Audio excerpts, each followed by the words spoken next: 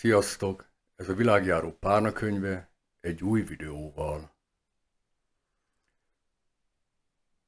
Korábban esszék formájában elkezdtem írogatni gondolataimat, benyomásaimat a világról, és arra gondoltam, hogy ezekből az esszékből, szösszenetekből, gondolatokból csinálok egy sorozatot, a belső harcos ösvénye a mindennapokban. Mindenkiben rejtőzik egy harcos, de nagyon nehéz harcos lelkülettel élnünk. Ebben a témában szeretnék egy gondolatébresztő sorozatot csinálni. Rendszereztem a YouTube csatornámon a videókat, amik eddig készültek, és most már így lesznek kategorizálva a jövőben. Ezek szerint a lejátszási listák szerint, amiket létrehoztam a csatornámon. A harcos ösvénye a mindennapokban, lesz a Dili házas sorozat, amit elindítottam. Oda kerülnek a beszámolók a Dili házból, egész pontosan az volt a címe. Úgy gondoltam, hogy a lelki gondokhoz, problémákhoz nem illik a cím. Inkább illik a társadalomhoz, a true crime, a groteszk, a megmagyarázhatatlan és a emberi hülyeség, meg furcsaságok kategóriájához jobban illik ez a cím. Úgyhogy a beszámolók a Dili házból alatt mindent, ami ezekbe a kategóriákba beletartozhat, lesznek videók, és lesz még egy harcművészeti csoport, kard, szamuráj kard, iaido, különféle tanácsadó videók, gondolatok. De vágjunk is bele akkor a mai témánkba. Ide tartozik ebbe a sorozatba a legutóbbi Hektoros videóm. Ma Medúzát választottam ki a ókori görög mitológiából, a Medúza alakját. Ma az eltárgyiasításról lesz szó. Miről is van egész pontosan szó?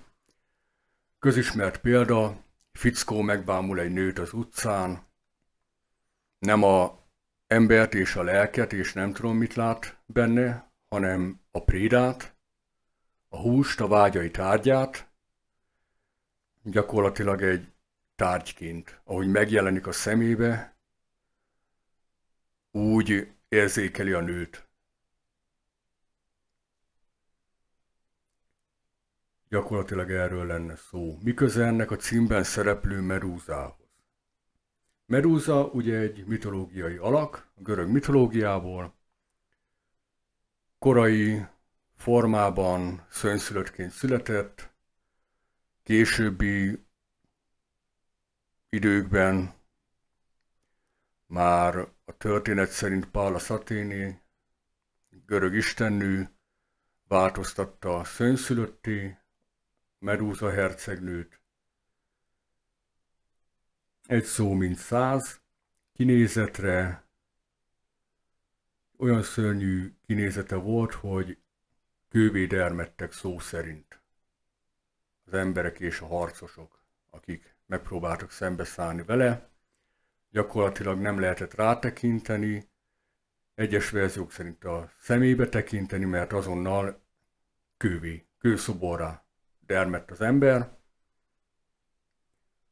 Kígyóhaja volt, ez az, ami minden ábrázolásban ugyanaz.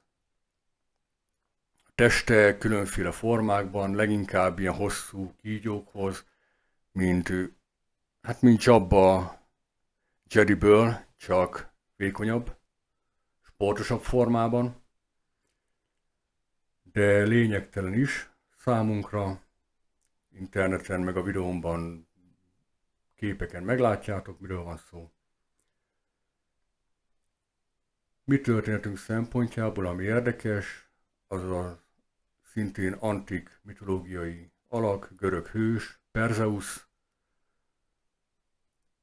története, aki azt a feladatot kapja, hogy ölje meg Medúzát és vigye el a fejét egy görög királynak. Ebbe sem megyek bele bővebben.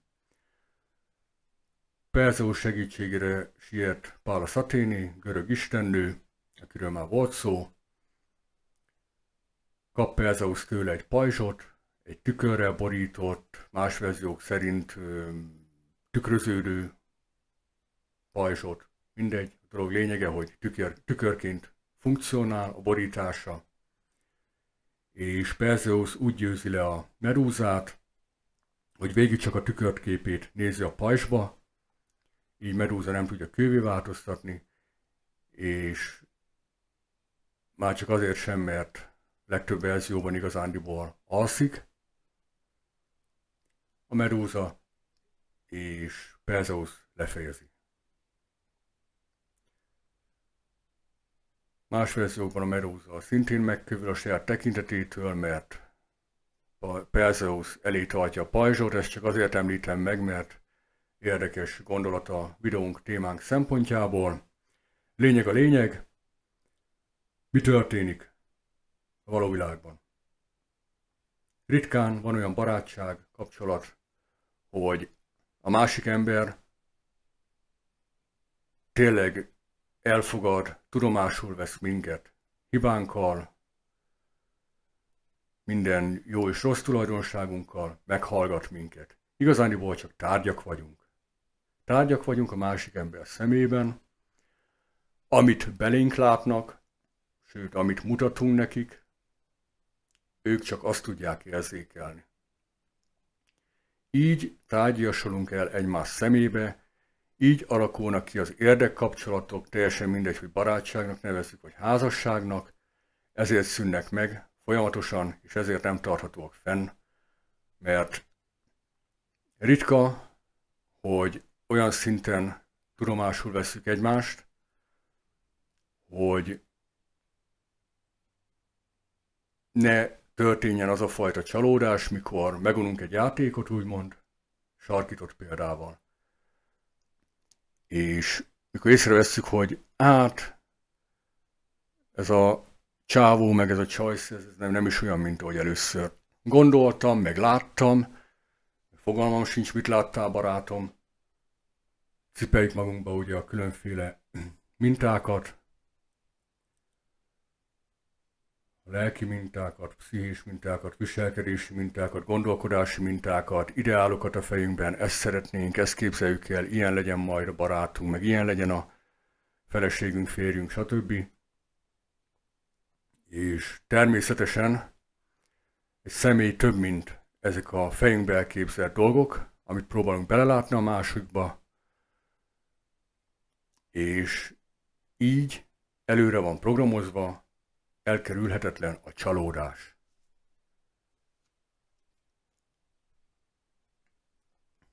Na már most.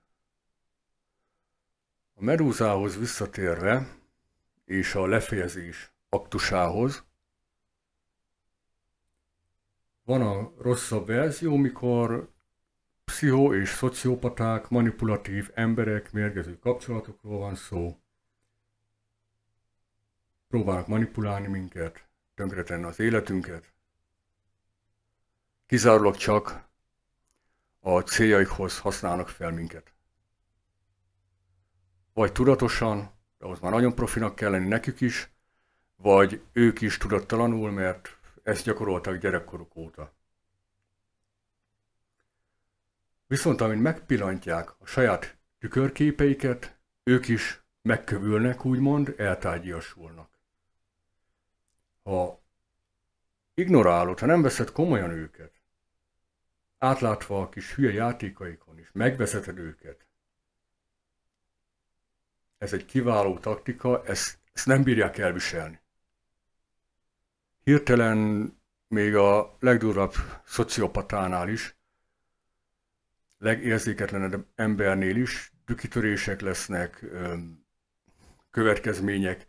Nem bírják elviselni, hogyha úgy, mint egy fickó az utcán, te is a nőt, a szép nőt, akit lát, az ilyen manipulatív szociopatákat, meg energiavámpírokat, meg akármiket, csak tárgyként érzékelteted vele, hogy számodra nem más, mint ugyanúgy egy tárgy, egy objektum. Na, ne ragoljuk tovább.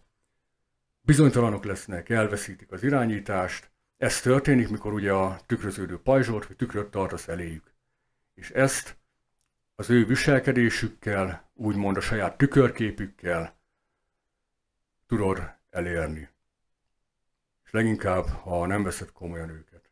Rettenetesen ki tudja őket hozni a sodorból. Vigyázni kell, főleg ha házasságban és erőszaktevővel van dolgod, akkor óvatosan az ilyesmivel, de túlélés a cél, legalábbis hogyan éljünk harcos lelkülettel abba a világba. Jónak lenni nem azt jelenti, hogy unalmasnak és beállni a sorba, ugyanolyan őrült, meg szabadelvű, meg lázadó lehet a jó lélek is, mint ahogy a gonoszokat ábrázolják, és akkor mindenki el van szállva tőlük. Mármint itt a filmeket értem, példának okáért mindenki a gonoszokat komálja, hogy hú, minden megtehet, a jó is minden megtehet. A jó attól jó, hogy ő nem akarja elrontani a másik életét, nem avatkozik bele, nem cseszi szét, hanem tudomásul vesz és elfogadja a másik embert, és amíg te békén hagysz, én is békén hagylak. Esetleg van benne nemes lelkület, a harcos lelkének nevezzük, mikor segít, amit ugye egy rossz, a gonosz, egy manipulatív ember nem tesz meg, önzetlenül segíteni másikon, a másik emberen. És így jutottunk el a mai videóban, így zárul be a kör, harcos ösvénye, a mindennapokban a Medusa tekintete. Így röviden összefoglalva, remélem sikerült egyik-másik gondolatot ébreszteni bennetek a témához. Ilyen lesz, tehát mint a hektoros videó és a mai videó, a medúzás. Nagyjából ebbe az irányba fog menni ez a sorozat.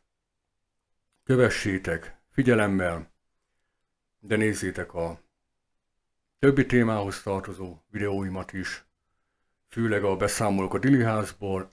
Igyekszem izgalmassá tenni, és olyan eseteket, témákat feldolgozni, amit nem hallottál már 100-szor ezelőtt másik videóblogokban. Megköszönöm a figyelmeteket, további kellemes napot, estét, éjszakát, mikor, hogy nézitek a videót. Ne felejtsétek el továbbra is lájkolni, légy szíves, YouTube-on a videómat, esetleg jelöljétek be, kövessétek, úgy legalább mindig időben kaptok értesítést az újdonságokról. Na, összeraktam a mondatot. Még egyszer köszönöm szépen a figyelmeteket, ja, és megosztani se felejtsétek el, például Facebookon a videóimat. De most már tényleg elbúcsúzom. Sziasztok!